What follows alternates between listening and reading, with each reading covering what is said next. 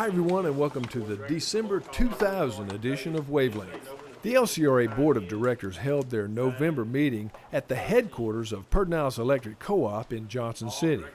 Board members passed a resolution recognizing the enduring business partnership between PEC and the LCRA, which started back in March 1939. Now therefore be it resolved that the Board of Directors of the LCRA hereby congratulates the employees, President Bud Burnett, General Manager Benny Fuelberg, and the Board of Pedernales Electric Cooperative for their excellent service, innovative business practices, and outstanding contributions to the communities they serve, and also thanks them for their kind and generous hospitality as host of LCRA's November 2000 board meeting. Benny? LCRA and PEC probably having the best relations they've had in many years. I think we're working together on a lot of projects, going forward on a lot of things. The deregulation of electricity has caused us to look at some things differently. I think Joe Beal and I have developed an ability to communicate on a lot of levels that will benefit both outfits. PEC is the largest electric cooperative in Texas and LCRA's largest wholesale electric customer. With the addition of Kimball Electric Co-op's area in July, PEC now serves more than 150,000 members in an 8,100 square mile service area. Board members and staff were treated to a tour of PEC headquarters and other facilities. I think it's been great. We've had an opportunity to meet with our largest customer, meet with their staff, their senior managers, see their facilities. Many of us on the board had never seen the facilities at PEC. So now we can connect faces of people, facilities with Pedernales Electric Co-op, which we see on our board meeting every month. So I think it's been great for us, and I think it'll be good for this board in the future. General Manager Fuelberg told the LCRA board how he views the coming changes in the electric power industry in Texas. I can only give you the version of PEC's world to come, and that involves opening the area to competition, to giving the consumers of Pedernales as many options as we can give them, to do services for them that are beneficial to them, that help them, to give them the best value we can, and number one, to be the reliable deliverer of electricity to their homes and businesses. Fuelberg says these will surely be interesting times for customers and industry professionals as well. With all of the rain we've had recently, Lake Travis has risen an amazing 40 feet. The sometimes islands which dominated the lake's main basin this summer have now completely disappeared. But that land in some cases is just inches below the surface of the water. Catch a buoy in the background. Yeah, that'd be nice, but I'll try to do that. To focus attention on boating safety, LCRA photographer Billy Moore and Carol Cowan of Buoy Maintenance set out to shoot a special photograph. With the help of the LCRA Rangers, Cowan volunteered to stand in the middle of Lake Travis on a chilly, blustery day to illustrate just how quickly the lake can change. Boating out here during this time, especially after a flood, not only Lake Travis, but all the Highland lakes, you need to be aware of your surroundings. Water changes, the debris floats, buoys are moved out of place. We're out here trying to fix the buoys as fast as we can. But a lot of the buoys have washed out of place. Channel markers have got debris on them and are hung underwater, but we're getting them fixed as fast as we can. But just be aware until we get all the buoys fixed that there's hazards out here that may not be marked, so don't take it for granted if you don't see a buoy or a channel marker that you're in safe waters. This is one of the busiest areas on Lake Travis, and hazards are well marked. Buoys are the traffic signs of the water, and if you operate a boat, it's very important to know the meaning of these different buoys. The diamond shape means danger. The diamond with a cross inside means boats keep out. If you'd like to find out more about boating safety, you can find out what all of the buoys mean on the Texas Parks and Wildlife website. That's it, one cove. Here we got 3 different organizations out here all working together to get this filmed. And for Ralph Williams, look, I have my life jacket on. The reason we're here today is to remember those contributions of those who have served, those that are currently serving, and certainly those who have in the past given their lives in the service of our country. Employees from all areas of the company gathered at the General Office Complex in early November to participate in LCRA's annual Veterans Recognition Day. Where did the term Buffalo Soldiers come from? It was a name of honor and respect. The day's program featured this living history exhibit of the Texas Buffalo Soldiers, part of Texas Parks and Wildlife's outdoor educational programs. And I explained to the kids that you have to understand where you come from to know who you are, to know where you want to go. And I demonstrate through myself how complex history can be.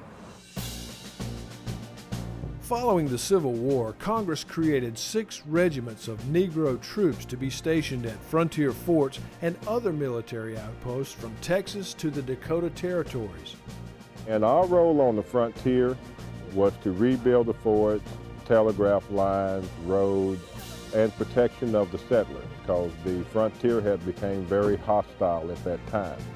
And the soldiers' role on the frontier was very significant because many of the forts needed rebuilding. Native Americans named the black troops Buffalo Soldiers because of the strength and courage they displayed in battle. During the Indian Wars campaign from 1866 to 1892, 10 Buffalo Soldiers of the 9th Cavalry won the Congressional Medal of Honor. I was once a captured slave. Now I'm a black man who came to be. We are hard-riding heroes of the 9th Cavalry. There are many others. The ceremony was dedicated to all LCRA veterans. Today, you veterans stand not only as a model of American service, but you exemplify the value and mission of the LCRA. Today, I challenge all of us in this wonderful organization to keep in mind the public trust with which we have been charged, bearing in mind the examples of these veterans and all veterans, asking less about our own needs and desires and more about the customers we serve. We too are citizen soldiers, following the best of American tradition, serving the business of supplying our neighbors with necessary power, safe and clean waterways, and good recreation opportunities. Today, I thank you for your service. I know what you have done, and I love you for it. Thank you.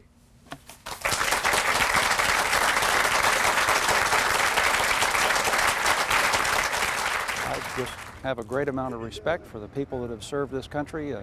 So many of the freedoms that we enjoy, including this election that we've just gone through, we enjoy them because of the people that have dedicated, in some cases, their lives to protecting our freedoms. And I just have a very strong feeling about that. In the 1930s, when the LCRA was building Buchanan Dam, it took nearly 2,000 construction workers to get the job done. And as we build electric generation facilities and the transmission and distribution system, it required even more skilled labor. Today, the LCRA still relies on people who have made the construction and building trade their livelihood. And one way to ensure that we have a good pool of talent to hire is to support organizations like the Building Industry Careers Alliance, also known as BICA. As a sponsor of the organization, the LCRA offers internships, scholarships, and career opportunities for young adults who are considering a career in the building trade. It is a win-win situation. The LCRA was honored recently at a ceremony in Austin for being one of BICA's platinum sponsors. As manager of the LCRA Construction, I realize the challenges that we each have in hiring young qualified individuals in the construction industry. Several years ago, LCRA management initiated the Tensco Camaro program. This program was designed to reach out to the area high schools promoting diversity and job opportunities within the LCRA workplace, as well as award scholarships to those students who wanted to continue their education. I feel like with programs with like BICA and Tensco tomorrow, the challenges of hiring those qualified individuals should be able to be met. So once again, thanks for the award. Push both posts this way. BICA helps make it possible for students and adults to have career options. One of the major roles with BICA is that they're developing career pathways for students, and there's several different paths they can take. Students can go through the program in high school and then go straight into the workforce, and we have a need for those skilled workers that come straight out of high school. They can also go to a post-secondary education program like an associate degree program, and then we can hire them once they graduate from there. Or they can even go all the way to a university. There's a construction program at A&M, and A&M is part of this process. So we're providing a pathway for students to go different directions, and they all lead to a career in the building and construction industry.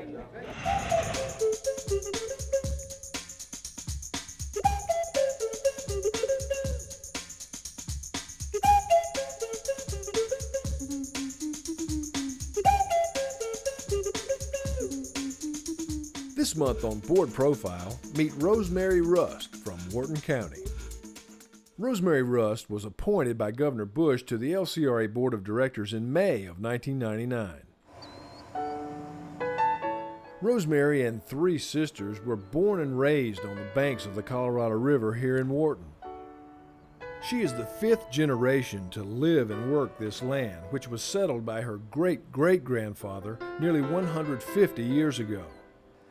After college, Rosemary set aside her budding career as a commercial photographer and returned home in 1985 to manage the family business, which includes farming, ranching, oil and gas leases, and commercial property.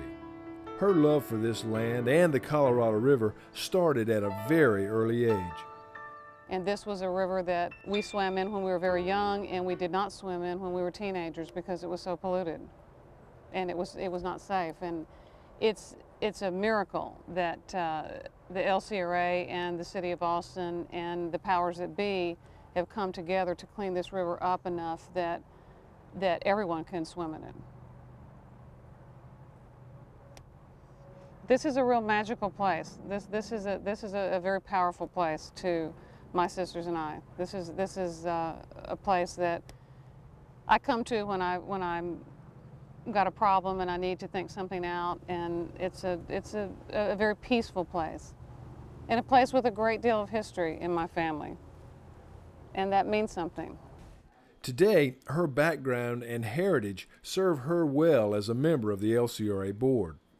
Down here, the most important thing is to continue to have water for irrigation. In the talks that are going on in conjunction with SB1, to make sure that any deal that's made with San Antonio, any transfer of water out of this basin, means no net loss to the irrigators down here. It's such a huge part of our economy in these lower three counties, the rice growing. Rosemary did run her own photographic studio in Wharton for 5 years.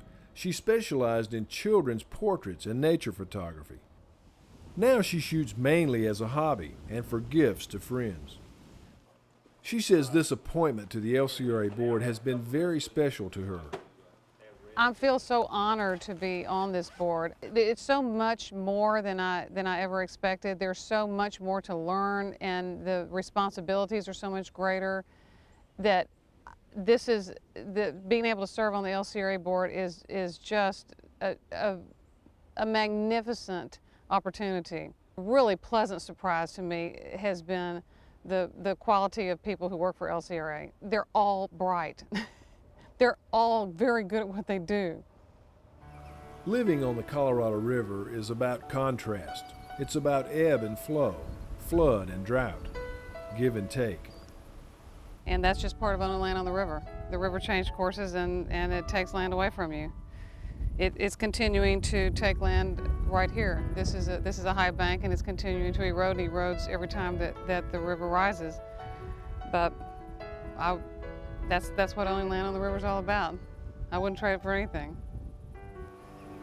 It seems that this river and this land are in very good hands right now.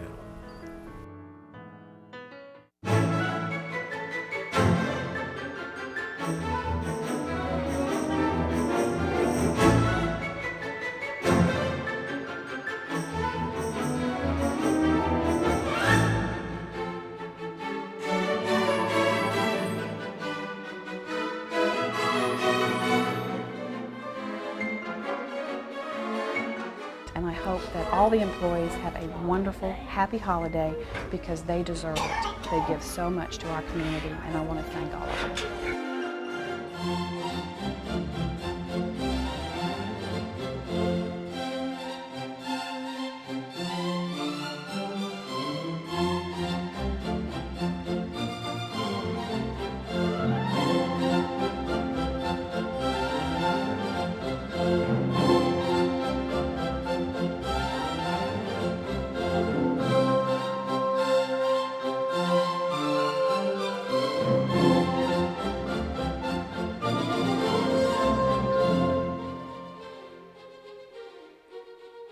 I want to wish everybody a very Merry holiday season, Merry Christmas.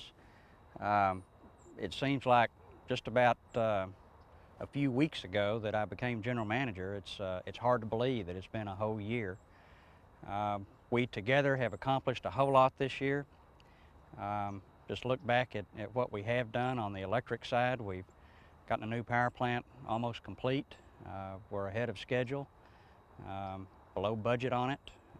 From an environmental standpoint, we've had some tremendous successes, not the least of which is getting Lake Travis cleaned up right before the tremendous flood that we had, right before we filled the lakes up for this next year. On the water side, we've had many successes as well. The Pierce Ranch purchase was extremely important. Our dealing with San Antonio and working on a regional water supply solution for our area and their area is going well.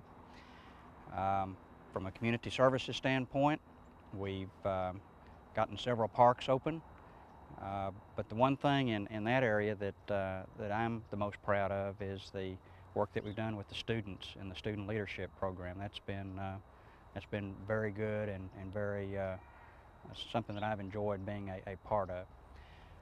We all have done well this year. It's been a great year for us. Next year is going to be even more spectacular, but it's important that at this point in time we stop and reflect back about what we have done, what we will be doing in the coming year, and take some time off during this holiday season and enjoy our families and reflect on what an important job we do for this part of Central Texas. Hope everybody has a real happy holiday, and I appreciate everything that y'all have done this year. Thanks.